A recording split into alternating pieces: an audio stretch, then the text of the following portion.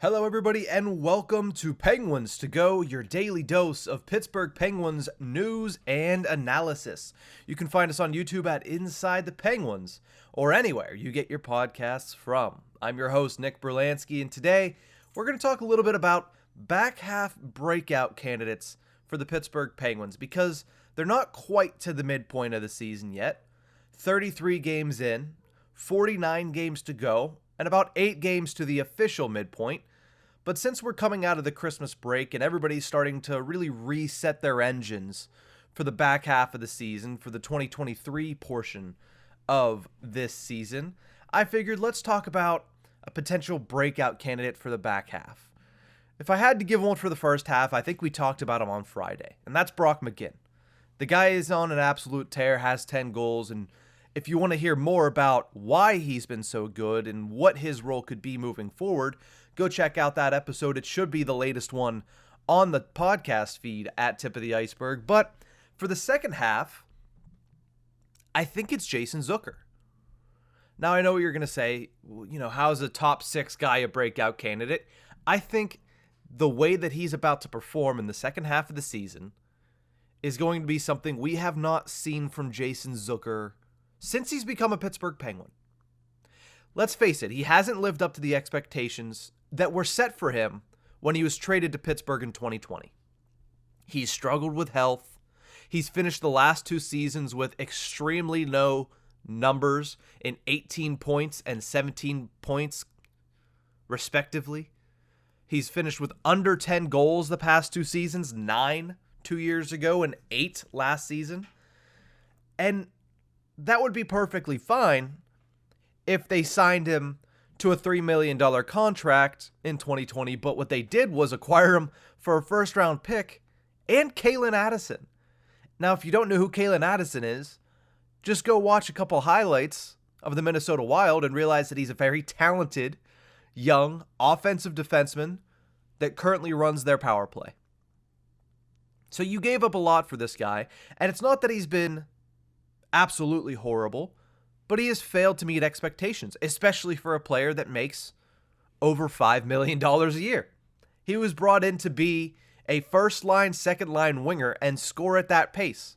He's been a 20-goal scorer multiple times in his career, and he hasn't been anywhere near that type of player with the Pittsburgh Penguins. But he's starting to become what the Penguins expected of him this season. This season so far, he has 21 points, 6 goals and 15 assists in 29 games played.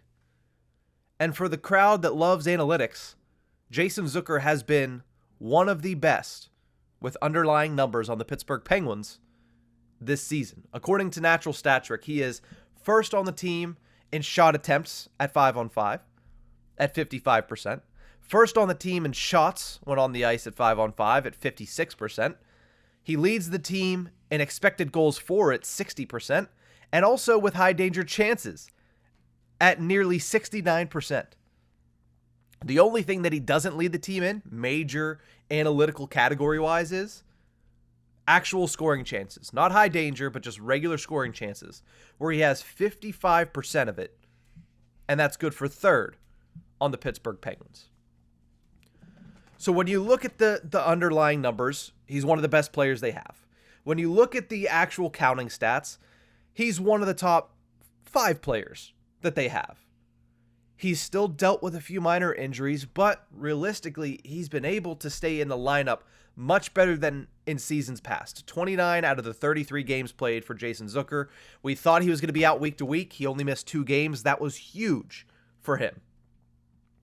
And still, this season that he's putting together, that's much better than we've seen of him since he came to Pittsburgh, there could still be a lot more when you look at what he's producing. His underlyings are great, but his shooting percentage is still drastically lower than his career average. He's shooting 8.7% on the season, leading to, of course, only having 6 goals in 29 games. His career average is 12.2. So if he continues to just play the way that he has, he should have more goals in the last 49 games of the season than he's done already. At least goals per game wise, it should go up. So maybe Jason Zucker becomes a 20-goal scorer once again in Pittsburgh. That would be huge for the team. To have the 20-goal scoring version of Jason Zucker on their second line would be massive. And if he continues to play the way that he has, that's going to happen. There's no way that he continues to shoot at this low of a percentage. The only sabotage factor there is they need Jason Zucker to continue to shoot the puck. The one thing that we saw in his first game back against the New York Rangers, he did everything that you want Jason Zucker to do, but he had no shots on goal. And I understand, you're playing on a second line with Evgeny Malkin and Brian Rust, and those guys have the finishing ability, they have the shooting percentage where it needs to be, and they're great at putting the puck in the back of the net. But let's not act like Jason Zucker isn't a goal scorer. He just needs to act like one and start putting the puck on the net more.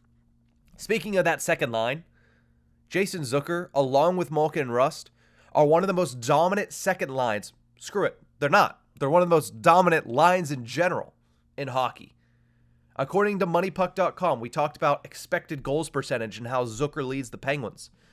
That second line is the second best in the NHL in that category, with 67.6% expected goal share when they're on the ice. Like I said, that's second only behind the New Jersey Devils top line of Zetterlund, Hischier, and Tatar. So the second best line in all of hockey right now in one of the most important categories. And when you look into it a little bit more, you notice that this line has played way more than everybody else in the top 10. So they should be considered the best line in hockey right now. They just need a guy like Jason Zucker to finish on his chances and to take a couple more chances too, because he's starting to slow down when it comes to shooting the puck. And the Penguins can't have that. That line is combined for 75 points in 33 games. It's ridiculous. It is ridiculous. And the last reason that I believe that you're going to see Jason Zucker not only take his early season success and get better, but you're going to see him do things that we haven't seen since he was in Minnesota. He's playing for a contract, guys. He is going to be 31 at the end of the season, and he's a pending unrestricted free agent. He needs to play well in order to get that one last real big cash out, because that's where he's at right now. Think about Brian Rust, Rickard Rakell last season, where they were at, and they're younger. So Jason Zucker needs to be in a much better position at the end of the year than he was at the beginning of the year. He's already on pace to do that, but I expect that shooting percentage to go up. I expect his shots total to go up drastically per game. And I think you're looking at your breakout candidate, your best breakout candidate for the Pittsburgh Penguins for the final 49 games of the season. Now, next year, he's probably going to get less than that $5.5 million he's making right now. But maybe Jason Zucker continues to be a $4 million player on a team that's not quite contending. That's going to do it for this one. Thank you guys for tuning in. You can find us on YouTube at Inside the Penguins or anywhere you get your podcast from. We'll see you guys tomorrow.